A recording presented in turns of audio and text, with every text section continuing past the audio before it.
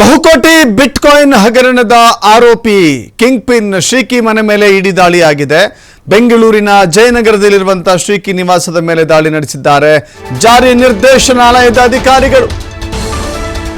4 ಜನ ಸಿಆರ್ಪಿಎಫ್ ಯೋಧರ ಭದ್ರತೆಯಲ್ಲಿ ದಾಳಿಯಾಗಿದೆ.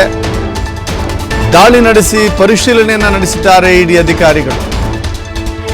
ಬೆಳಗ್ಗೆಯಿಂದಲೂ ಕೂಡ ನಲಪಾಡ್ ಮತ್ತು ಹ್ಯಾರಿಸ್ ನಿವಾಸಿಗಳ ಮೇಲೂ ಕೂಡ ದಾಳಿ ನಡೆಸಲಾಗಿತ್ತು.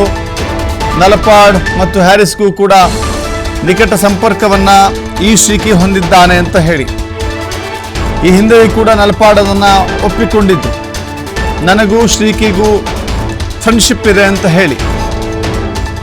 ಸ್ನೇಹ ಓಕೆ, ವ್ಯವಹಾರ ಯಾಕೆ ಅಂತ ಹೇಳಿ ಈಗ ಇಡಿ ಅಧಿಕಾರಿಗಳು ಕೇಳ್ತಾ ಇದ್ದಾರೆ. ನಿಮ್ಮ ಫ್ರೆಂಡ್ಶಿಪ್ ಓಕೆ, ಬಟ್ ಬಿಸ್ನೆಸ್ ಯಾಕೆ, ವಹಿವಾಟು ಯಾಕೆ ಅಂತ ಕೇಳ್ತಾ ಇದ್ದಾರೆ. ಆರ್ಥಿಕವಾಗಿ ಶ್ರೀಕಿ ಮತ್ತು ನಲಪಾಡ್ ಇಬ್ಬರ ಮಧ್ಯೆ ವ್ಯವಹಾರ ಇದೆ ಅನ್ನುವ ಮಾಹಿತಿಯನ್ನು ಜಾರಿ ನಿರ್ದೇಶನಾಲಯ ಕಲೆ ಹಾಕಿದೆಯಂತೆ. ಅದರ ನಿಟ್ಟಿನಲ್ಲಿ ಈಗ ಶ್ರೀಕಿ ಮನೆ ಮೇಲೂ ಕೂಡ ದಾಳಿ ನಡೆಸಲಾಗಿದೆ. ನಲಪಾಡ್ ಮನೆ ಮೇಲೂ ಕೂಡ ದಾಳಿ ನಡೆಸಲಾಗಿದೆ.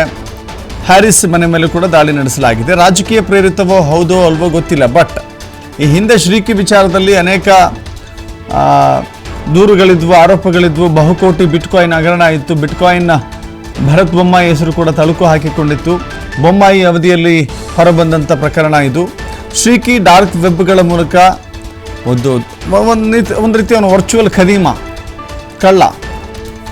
ಇಂಥ ಕಳ್ಳ, ಎಕ್ಸ್ಪರ್ಟ್ ಕಳ್ಳ ಇವನು.